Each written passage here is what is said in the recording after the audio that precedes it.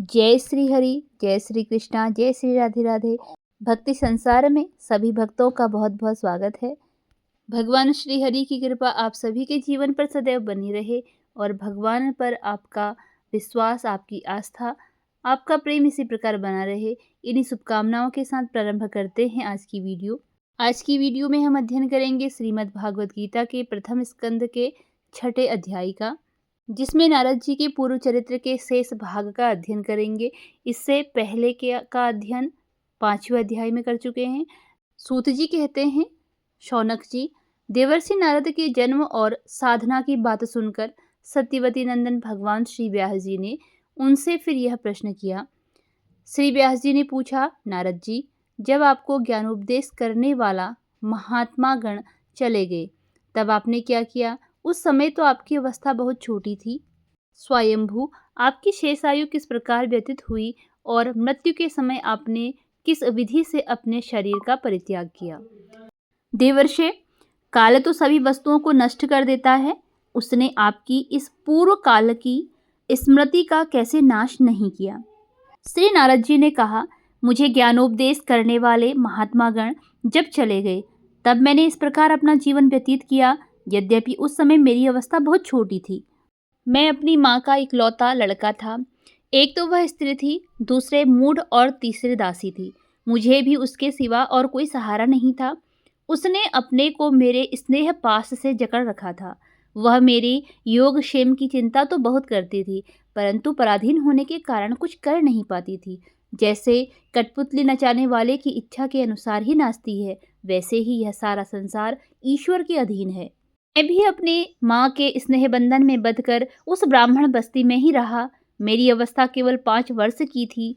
मुझे दिशा, देश और काल के संबंध में कुछ भी ज्ञान नहीं था। एक दिन की बात है, मेरी माँ गौ धोने के लिए रात के समय घर से बाहर निकली। रास्ते में उसके पैर से सांप छू गया। उसने उस बेचारी को डस लिया। उस सांप का क्या दोष? काल की ही ऐसी प्रेरणा थी। मैं समझा, भक्तों का मंगल चाहने वाले भगवान का यह भी एक अनुग्रह ही है। इसके बाद मैं उत्तर दिशा की ओर चल पड़ा। उस ओर मार्ग में मुझे अनेकों धन धानी से संपन्न देश, नगर, गांव, अहीरों के चलती फिरती बस्तियां, खाने, खेड़े, नदी और पर्वतों के तटवर्ती पड़ाव, वाटिकाएं, वन उपवन और रंग बिरंगी धातुओं से युक्त विचित्र पर्वत दिखाई पड़े। कहीं कहीं जंगली वृक्ष थे जिनकी बड़ी बड़ी शाखाएं हाथियों ने तोड़ डाली थी। शीतल जल से भरे हुए जलाशय थे जिनमें देवताओं के काम में आने वाले कमल थे। उन पर पक्षी तरह तरह की बोली बोल रहे थे और भौरे मंडरा रहे थे। यह सब देखता हुआ मैं आगे बढ़ा। मैं अकेला ही था। इतना लंबा मार्ग तय करने पर मैंने एक घोर गहन जंगल देखा।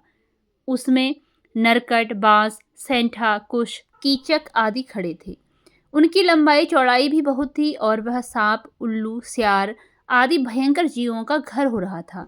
देखने में बड़ा भयावह लगता था। चलते चलते मेरा शरीर और इंद्रियां शिथिल हो गई। मुझे बड़े जोर की प्यास लगी। भूखा तो मैं था ही। वहाँ एक नदी मिली। उस कुंड में मैंने स्नान, जलपान और आचमन किया। इससे मेरी थकावट मिट गई। उस विजन वन में एक पीपल के नीचे आसन लगाकर मैं बैठ गया। उन महात्माओं से जैसा मैंने सुना था, हृदय में रहने वाले परमात्मा के उसी स्वरूप का मैं मन ही मन ध्यान करने लगा। भक्ति भाव से वशीकृत चित्त द्वारा भगवान के चरण कमलों का ध्यान करते ही भगवत प्राप्ति की उत्कट लालसा से मेरे नेत्रों में आंसू छलछला आए और हृदय में धीरे धीरे भगवान प्रकट हो गए। व्यास जी, उस समय प्रेम भाव के अत्यंत उद्रेक से मेरा रोम रोम पुलकित हो उठा। हृदय अत्यंत शांत और शीतल हो गया। उस आनंद की बाढ़ में मैं ऐसा डूब गया कि मुझे अपना और ध्येय वस्तु का तनिक भी भान न रहा। भगवान का वह अनिर्वचनीय रूप समस्त शोकों का नाश करने वाला और मन के लिए अत्यंत लुभावना था। सहसा उसे न देख मैं बहुत ही विकल हो गया और अनमना सा होकर आसन से उठ खड़ा हुआ। मैंने उस स्वरूप का दर्शन फिर करना चाहा, किंतु मन को हृदय में समाहित करके बार बार दर्शन की चेष्टा करने पर भी मैं उसे नहीं देख सका। मैं अतृप्त के समान आतुर हो उठा। इस प्रकार निर्जन वन में मुझे प्रयत्न करते देख स्वयं भगवान ने जो वाणी के विषय में नहीं है। बड़ी गंभीर और मधुर वाणी से मेरे शोक को शांत करते हुए कहा, खेद है कि तुम इस जन्म में मेरा दर्शन नहीं कर सकोगे। जिनकी वासनाएं पूर्णतः शांत नहीं हो पाई हैं, उन अधकचरे योगियों को मेरा दर्शन अत्यंत दुर्लभ है। निष्पाप बालक, तुम्हारे हृदय में मुझे प्राप्त करने की लालसा जागृत करने के लिए ही मैंने एक बार तुम्हें अपने रूप की झलक दिखलाई है। मुझे प्राप्त करने की आकांक्षा से युक्त साधक धीरे धीरे हृदय की संपूर्ण वासनाओं का भली भांति त्याग कर देता है। अल्पकालीन संत सेवा से ही तुम्हारी चित्तवृत्ति मुझ में स्थिर हो गई है।